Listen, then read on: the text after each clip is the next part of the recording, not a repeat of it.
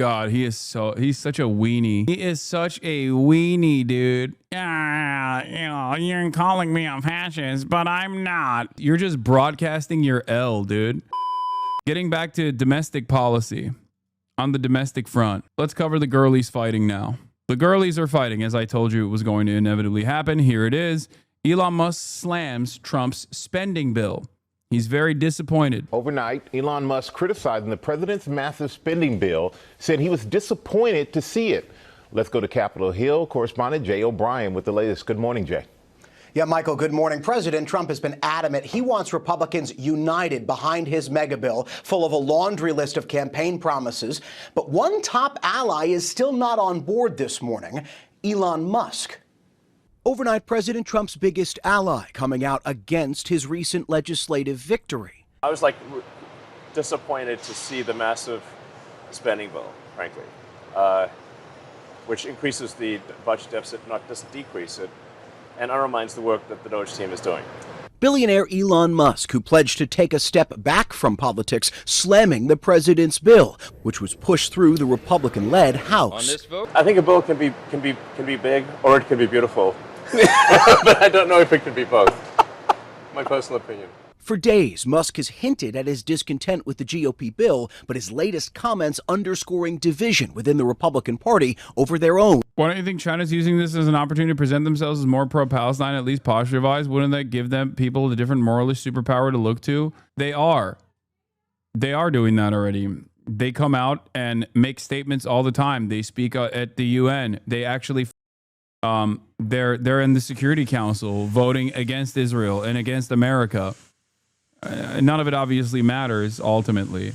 And if you're asking why they're not doing more in terms of cutting funding or offering sanctions, China doesn't, one, have that kind of power in the global stage. America still has the reserve currency.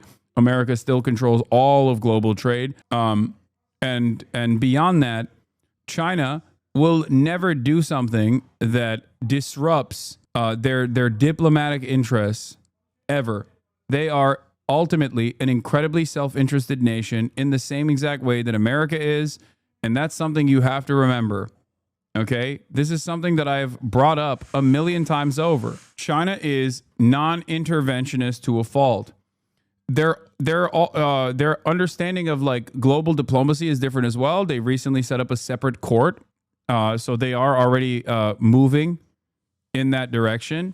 A separate court that is supposed to compete against not just the International Court of Justice or the International Criminal Court, but a separate court that's supposed to handle mediation between two warring factions or two parties that have issues.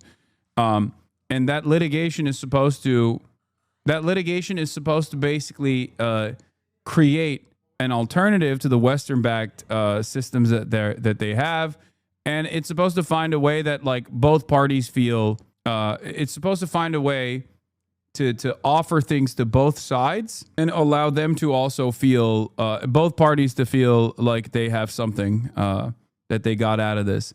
Something similar to this already took place with the Iran-Saudi deal that China presented. Pre-October 7, China went to Iran and China went to Saudi Arabia and put together a mutually beneficial agreement for both parties. This literally took place. I covered it when it happened. Obviously, post-October 7, things have changed. It does not matter. The U.S. has been...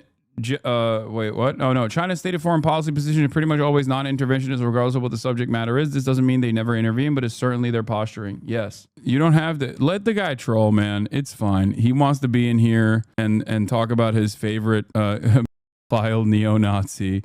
I'm going to unban him. He should keep doing it. Good job, chatter. We all think you're very cool. It's so sad. I banned again? Okay. All right, whatever. You guys just don't want anybody... I guess the mod team doesn't like any pedophile Nazis coming in here to be to openly declare their loyalty to a literal pedophile neo-Nazi. No free speech around these parts. I thought comedy was legal. Yeah, USA, we're making comedy legal again. I guess you don't want comedy to be legal. That's comedy. That's comedy. It's just dark comedy, bro. Anyway. Signature legislation. The massive budget bill includes billions to renew I am now become meme. Dark construction of the border wall, along with billions more for defense spending and an extension of Trump's 2017 tax cuts, which government estimates find will increase the deficit by nearly $4 trillion over 10 years. But the bill also makes significant cuts, slashing SNAP food assistance and making changes to Medicaid that could lead to more than 8 million Americans losing their insurance, according to early estimates. Sounds great. Sounds awesome. This is exactly what the American working class needed. A swift kick in the ass, you know, to kick them into high gear, to get back to work. Like some of the ways that they are slashing SNAP benefits, for example, is like, I think it's like lowering the age restriction or lowering the eligibility restriction to like, I think 55, if I'm not mistaken, on the details, where it's like, in the past, if you couldn't find a job and you were 55 years old, but you weren't like so severely disabled that you were eligible for Medicare, okay, you were eligible for like a disability payout, you would still be able to get food assistance, right? Now they're like, nope, get back to work, and your children also have to suffer as a consequence of that, okay? Sorry, sucks to suck. Your children will now starve. Kids between ages 7 and 11 can starve as well. That's also great. Fantastic stuff. You know, maybe they should also work, those children. Yeah, dependents are only eligible until they are 7. So that's cool. That's another cool provision here. Hey, we're cutting some of this stuff. Why are we cutting this? Well, because we have to cut this so we can give tax cuts to the wealthy. Are you kidding me? We have to give taxes to the wealthy.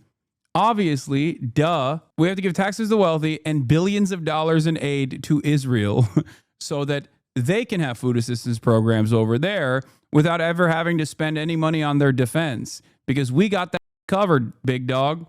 You know, they can have free college. They can have free real estate, as a matter of fact, on occupied territory that is illegal. But, you know, we got to do that. We have to keep it going. Now, Trump's massive legislative package is now in the hands of the Senate, where Republicans are expected to make significant changes and then send it back to the House. So the GOP infighting over this bill is far from over. Robin. All right, JR, thanks to you for your reporting. Basically, what right-wingers think about Europe freeloading through NATO. Why is Elon against it? I'm not entirely sure what Elon's arguments against it are. I think he's just like edging. I think he just like thinks it's not cutting the deficit. He's become this like this big deficit hawk with Doge. I'm Cacius Maximus. I'm Doge. It's not enough. It's not cutting enough. I'm Elon Musk. It's not cutting enough. Billionaire entrepreneur supported Trump, saying he's disappointed with the big, beautiful bill. His CBS interview came out Tuesday night. Trump, speaking in the Oval Office on Wednesday, defended his agenda by talking about the delicate politics involved with negotiating the legislation. I'm not happy about certain aspects of it, but I'm thrilled by other aspects of it, he said. Trump also suggested more changes could be made. We're going to see what happens, he said. It's got a way to go. Musk's concerns are shared by some Republican lawmakers. Wisconsin Senator Ron Johnson said he was pretty confident that there was enough opposition to slow this process down until the president, our leadership, gets serious about reducing spending. Yeah, that's what they want. They want to reduce spending. They're saying it's not reducing spending enough. Like, as in, it's not making the working poor suffer harder, okay? You don't understand. We must directly kill the working poor. This starves them only a little. It must starve them harder. Speaking at a Milwaukee Press Club event on Wednesday, he added that there was no amount of pressure Trump could put on him to change his position. There was also him complaining about the Doge failures. GOP tax bill helps his biggest donor Musk, but harms his company Tesla. There's also, hold on, I think it was 1 second. Let me find this clip real quick. If you want to understand how the Republicans are responding to these tax cuts, okay? Here, let's take a look at this. After an unfriendly reception in March, he's back again to face his constituents. I'm Alex Whitney here in Seward, where Congressman Mike Flood is hosting his second in-person town hall this year, the first since the House passed President Trump's big, beautiful bill. His first in-person town hall in Columbus back in March was rowdy, and things didn't change much for Congressman Mike Flood when he took the stage again in Seward.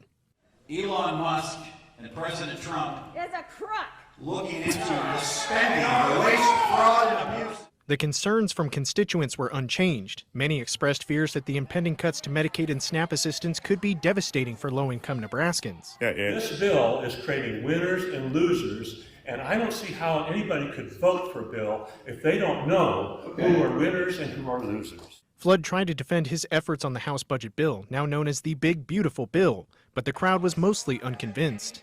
Even a president. Do we have a longer clip from this? Because it's pretty good. There's literally like there is like straight up. There's so much back and forth on this here. I'll play this real quick. A number of you in this room disagree.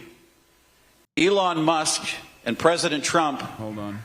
Looking into the spending, the waste, fraud, and abuse in this country is a good thing. It is a good thing. As it relates to medical research and funding, I am going to support that in the appropriations budget. Ultimately, the president has the authority to suspend, but if the Congress says you must do it, he must execute our laws unless there's waste, fraud, or abuse. Okay, next question.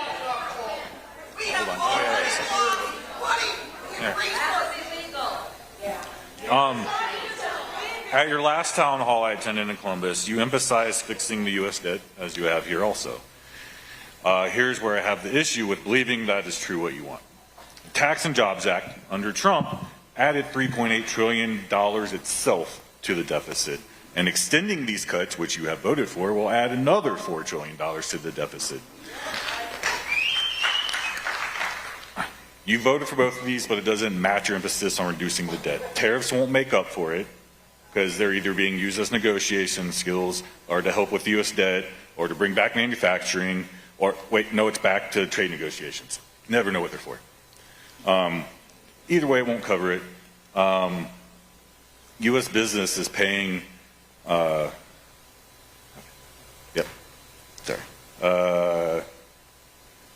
with all this emphasis on helping the working class and the deficit, why is it that only the rich benefit from this, and the rest get stuck having to pay the debt later, as we do with this bill? Say that last part again. Sorry. Why do we have to pay the debt later, as we do with this bill? This is not going anywhere. Obviously, it's the thing that I care the most about. This bill, while it isn't perfect, is the first. Look at these paid actors, man. First time in generations that we've actually made major mandatory spending cuts. We have to grow the economy as much as we cut this in order to get out of this. Otherwise, here's the interesting thing to me though. If we think this is uncomfortable tonight, imagine the day that comes when the bond market and people don't buy our 10-year treasuries. This conversation gets a lot harder. A lot harder. And I believe that we are at least going the right direction by cutting mandatory spending. There is no easy way out of this. All right, next question. All right. So, Professor Jason Stanley said that fascist politics intentionally distort the source of anxiety. A fascist politician has no intention of addressing the root cause of hardship. The deficit and wasteful spending are a distortion from the fact that. What's up, Mr. Hamas Diddy Piker? Guess the ban wasn't long enough. Thank you for coming to the broadcast, chatter. Maybe you can learn a thing or two about what the Trump administration is doing to people like yourself. Hopefully you'll be able to, at least by accident, understand like a little bit about what your future looks like. You and other million and billionaires are personally benefiting from the tax breaks that come at the expense of social programs and regulations. It is not addressing the cause of our hardship, that is, the president is destroying our democracy by defying the courts and the Constitution, attacking and silencing free speech in the media, allowing security breaches, erasing history, using tax dollars and presidential power for personal gains, blaming DEI and using it to discriminate, and promoting eugenics and genocide, all while showing signs of cognitive decline. Your votes, actions, and inactions show that you are a fascist politician, so please explain how you are... Dude, these are Nebraskans, okay? At the town hall for Congressman Mike Flood. This is not a DSA meetup. I need you to understand. Obviously, these are some of the most politically active people. No like normal, regular ass person is like going to a town hall, right? You must understand. The average person's perspective is closer to yours than you think, okay? The average person's perspective is closer to ours in this community than the way the media represents these issues. Not encouraging fascism, and are you going to invoke articles of impeachment against Trump?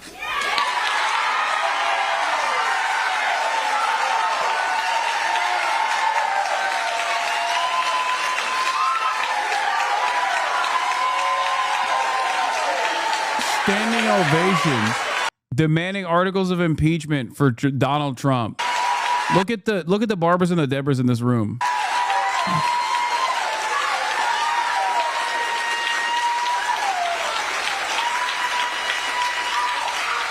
I get that you get an applause line when you call me a fascist, but I'm not. Oh God, he's such a weenie. He is such a weenie, dude. Yeah, you're calling me a fascist, but I'm not. This is so funny because you're just broadcasting your L, dude.